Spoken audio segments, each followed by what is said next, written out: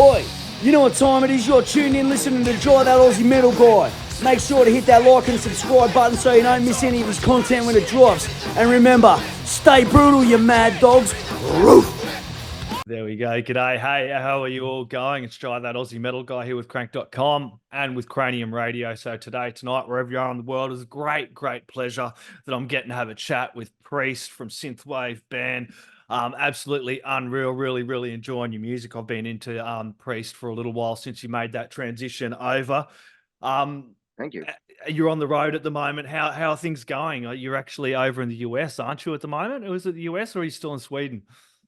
Oh, we're over in the US, and thank you, Jay, for having me on your show here. Yeah, that's correct. We're in the US. We're gonna do a show in Anaheim, California tonight, and this will be our 7th show on a tour that we're doing with Julien K and September Mourning, called the Neon Chronicles Tour, which we are currently co-headlining with Julien K. And yeah, it's a nice here in California. Where are you at right now? In UK or? I'm down in Australia. I've got a little photo. Australia. Oh, yeah, all the way in the land down under, my friend. Wow, yeah, right. And we have a little picture for everyone there that of the Awesome. tour poster as well. That looks like an unreal tour, man. How's that all going? Julien K, it's unreal seeing some of the stuff he's bringing out lately as well. Yeah, it's great being around with the guys. They're good to tour with, and everybody put on a really good show every night. So we really have to step it up. Great turnups. The crowd in the US are always really great. Can't wait to come down to Australia sometime too. That would be. I've been there with another band 10 years ago, but I would love to come back sometime.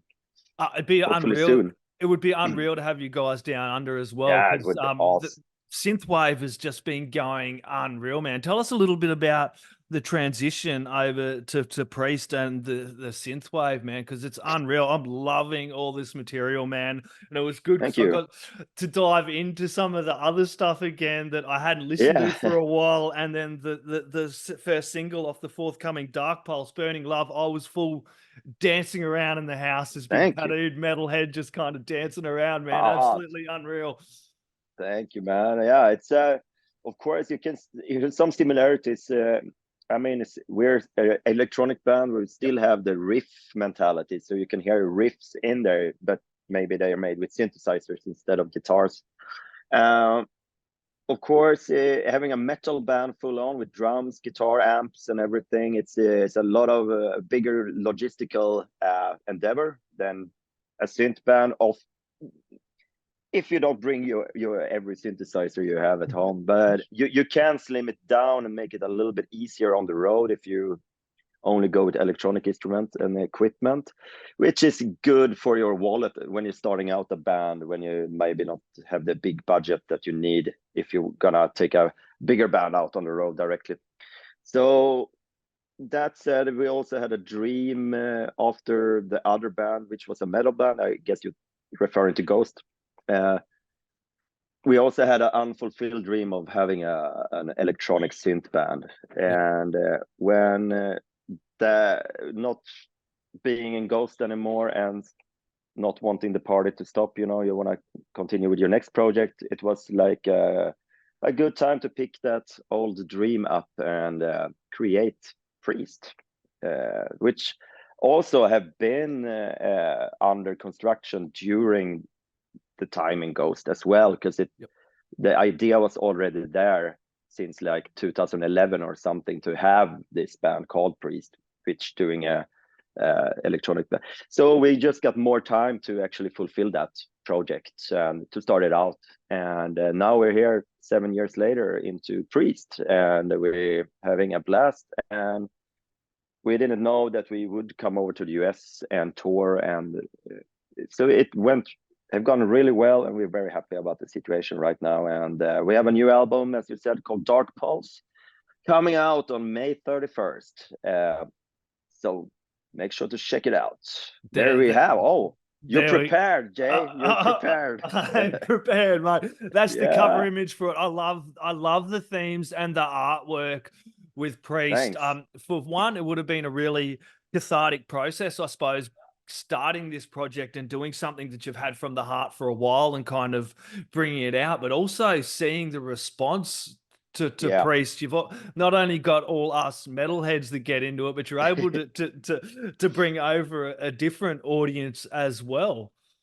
Yeah, I think we got the best of both worlds. We still want to have 1 feet left in the metal audience that we have from Ghost, and we don't want to make them disappointed, since we love metal as well. But this is another project, and we also gained another audience, the goth industrial audience, which some people actually don't know the Ghost connection. So they came into Priest not knowing the connection from the former band. So that's also really nice. So our audience is about 50-50, maybe people from the Ghost camp, but also completely new people just from the industrial goth scene. So yeah, that's our thinking, that we can mix it up and make it available for a broader audience. And we're working on it. We're an independent band. We have our own record label. So of course we can't build up our project as fast as if you were on a major label and have a lot of budget behind you, you know. So, but still we have the control ourselves, and we can take all the decisions ourselves, basically. So with that said, we try to build it slow and to make stuff that have a high quality. Yep. High quality on the music, high quality on the album art, which you mentioned, and just to do as good as we can with those means we have. So we're very happy at the moment with how everything turned out. So yeah, definitely. Is it important to you, Mercury, to have control of the image and Priest? You know what I mean? I know it's a lot of hard work, but it's also like you do have that ownership as well, and you're not beholden to the labels, I suppose, and what you're releasing, because it's hard work regardless of if you got a label behind you or not. These days, it's like you work your ass off making these albums. You put all this work into it, and it feels like people forget that buying and supporting albums is a big part of the scene. So you're basically just making an album, giving it away for free. I'm 44, so I used to buy albums. I don't understand the scene these days. You're basically giving away your album for free and then hoping people support you on the back end, i.e. come to shows, or you have the hardcore fans that kind of buy albums. And I thought it was really, really cool, the connection that Priest has with the fans and the work that you guys have done. I think it was like over 20,000 you raised for the forthcoming album Dark Pulse. We have a great support. Our fans are being very supportive. We've done some pre-orders, so we have a reliable fan base that's always going to buy the albums, which we are very grateful for. And we know there are people like you also like to collect the LPs, the vinyls, and have the artwork. As do I. I like the physical, to hold it in my hands, you know, and put it on the turntable and everything like that. So right with you there. So, but where were I? I was a little bit distracted. A guy came into the room here. I don't remember the question right now. I'm just what was it? I was just talking about how good it was to have the strong fan base that you have, and that crowdfunding campaign. I feel like that was great. Sometimes that it's kind of, I feel like the scene is kind of going this way, that if fans aren't, you know, you have your loyal fan base that are going to buy the albums, but you also have a select audience that just think listening to Spotify is supporting. So I feel like that this is going to have to be the way more and more for bands to make an album. If you want us to make another album, we need your support to do it, because it's not free to make an album. You have to, it's definitely you worked with Simon for this as well. You've got to pay for recording time. You've got to pay for the studio. You've all got families you've got to go away from, course. you know what I mean? You've got to put food on the Yeah. table as well, just like everyone going to work on a 9 to 5. I've seen it. It's something that I feel if people Yeah. aren't going to buy albums, it's something that bands are going to have to do more and more and more of. Exactly. So, and also the time you put down in an album is of course a real, it's an endeavor, it's an effort to make an album if you want to make it really good, and it costs a lot of money, and you need the money up front. So a fundraiser is perfect, but also when you launching a fundraiser, everybody that's putting in funds, almost everybody, we actually gonna send. They buying something that Yeah, we it's when basically pre-ordering an yeah, album before it comes out. I think it's a fucking exactly. I think it's a great idea. It shows interest, and it's something Yeah, that we as fans kind of need to do and need to understand why bands are doing this. They want a yeah, quality product. It needs to be done. I've seen some of these bigger bands that have had to call it a day because they're having yeah, struggles working out how to be able to survive, have an income, exactly. and be able to go on the road and do things the That's true. fans want, but they don't realize that that all costs fucking money. Yeah, yeah, it does. And if you compare it to launching a record on a middle-sized record label, which is fine to do, Yep. then you don't see the fundraisers. But what you get is like you get a little money in advance for the masters and everything. But then you have a deal with the record label. So when you started, the money start to come in, then it depends on how you made a deal with the label. But you surely won't own your masters to do whatever you want with, you know. So to own it yourself is a little extra work. If we do the fundraisers, we actually make the same amount or more than we would if we just got the money up front from a record label, actually. Which, but then it's you have to be smart spending that money. You know, Yep. we're gonna put it all into PR, which we already started with. So half of the money we actually earned went directly into some PR in different areas and territories of the world right now.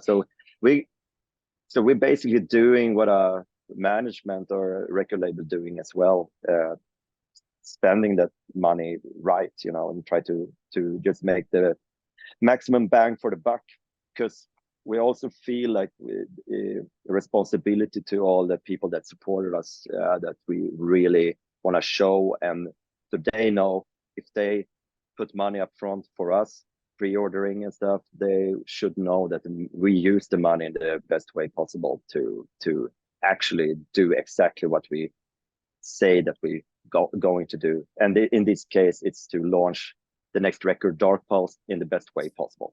Yeah, it's an absolutely ripping album. Tell us a little bit about your Thank you. songwriting process for this one.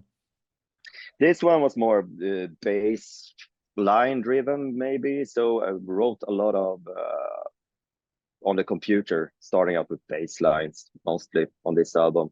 Some tracks are written with guitar or piano, and then starting to program them into the computer and stuff like that. So, but mostly it's me doing the skeletons of the music. Then we bring it to the studio with Simon Söderberg that you mentioned earlier, which is a great producer. He produced the first record for Ghost, among other stuff. So we have a great collaboration, and then we bring in the other musicians into the studio to give the songs their magic.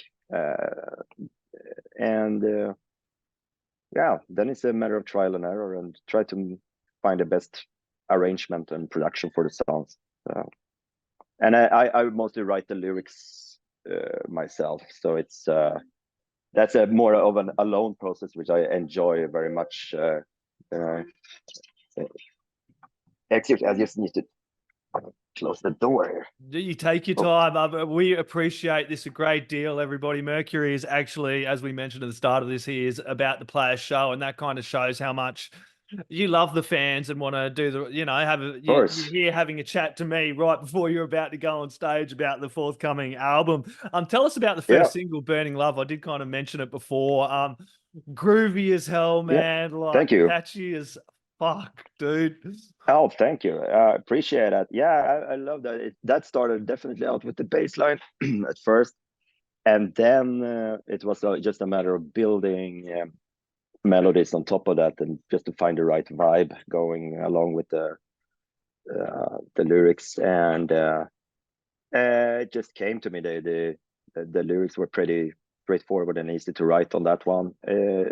It's a feeling we all can relate to. So, and just ask some questions about it. I always try to fill in with some maybe technological cyberpunk connection in there, like systems melting together. But of course, you can read it in many ways. So, but I'm very proud of that. It's a very simple song. It's just one chord. Yep.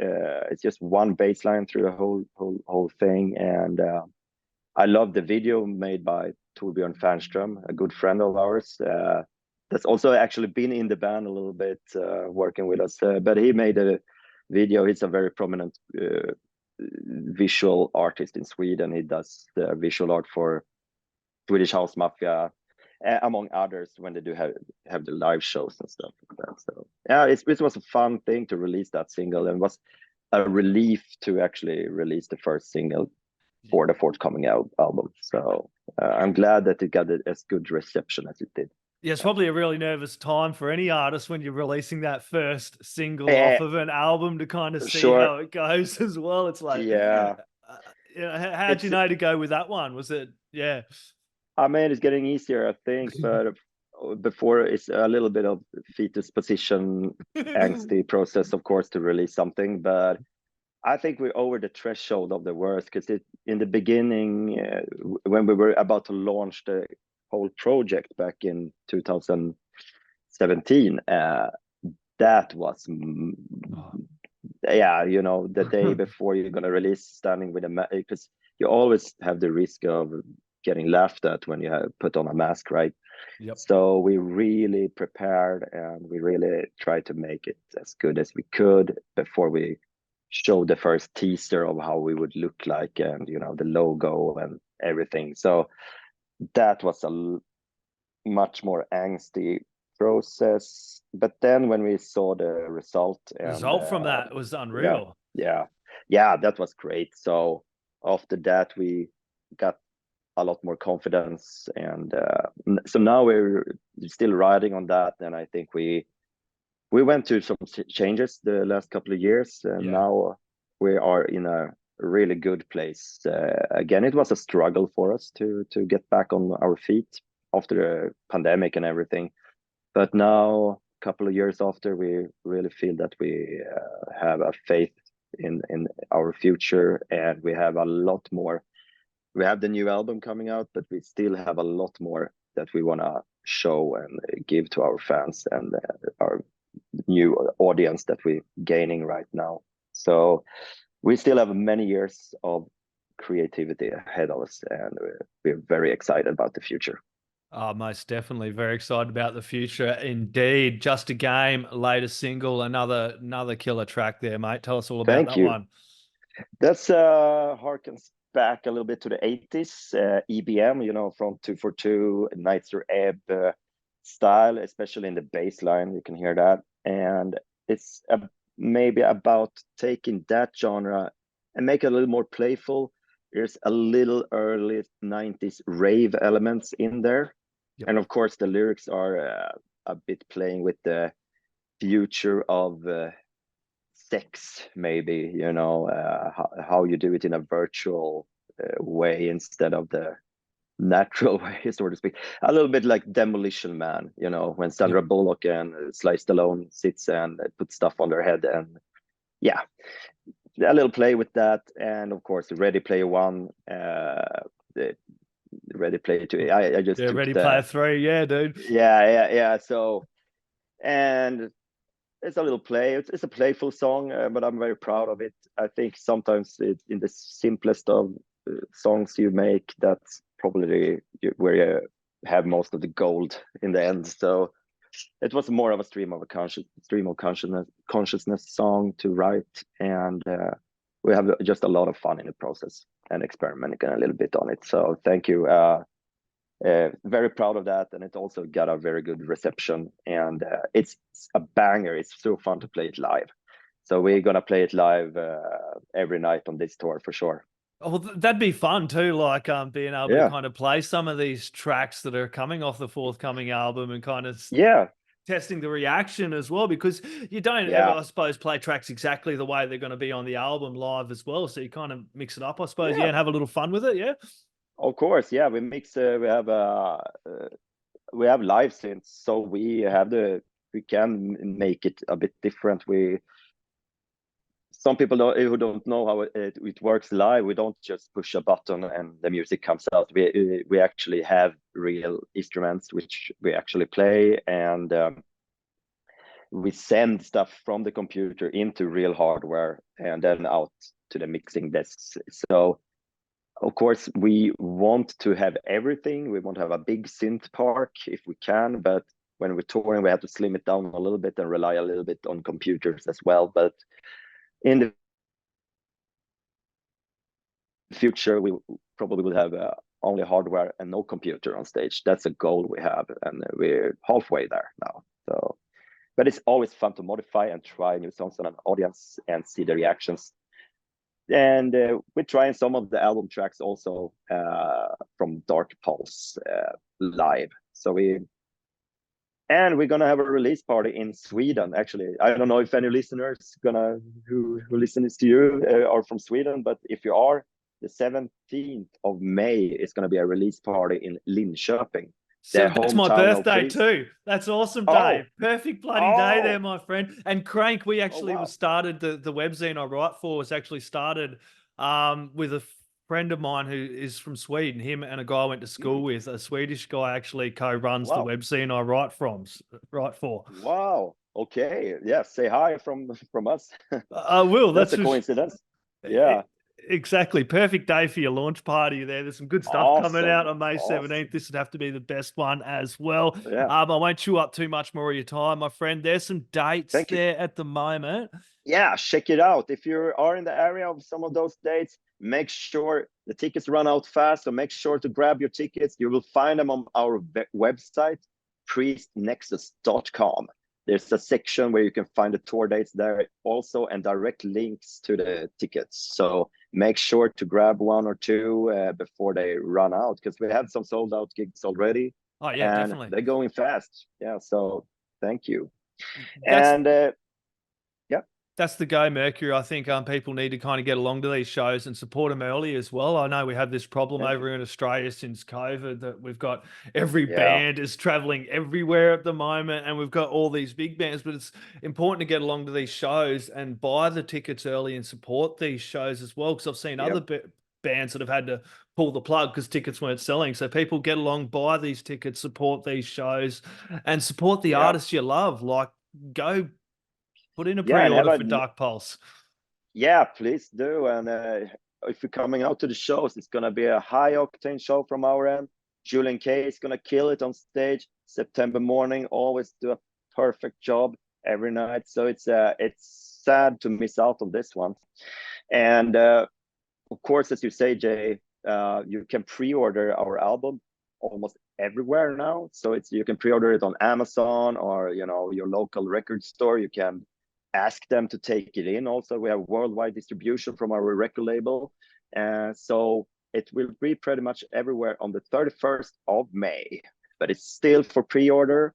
And make sure to check it out. It's a killer album. It's a futuristic, dystopian, a little bit flamboyant, dark electronic album made for the dance floor or for home listening in your hi-fi stereo equipment.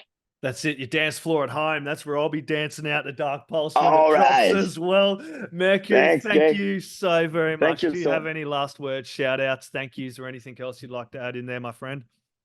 I would like to thank you, Jay, and I would also like to thank all our fans. And as I repeated a lot already, the new album Dark Pulse will be out the 31st of May. We have all information on our website, Priest-Nexus.com. We also have a web shop, airghoul.com. We have some goodies for you right there, so make sure to check that out as well. I'm Mercury from Priest, and I'm very happy to be with you here. That's it. Thank you very much, Mercury. Have an awesome show. Everybody grab some Priest, put it in the stereos, crank it up really bloody loud. The neighbors are going to want to dance to it as well. Cheers, mate. Thank you. Oi, you're tuned in to Jai That Aussie Metal Guy, so make sure to hit that like and subscribe button so you don't miss any of his sick content. And remember, stay brutal, you legend.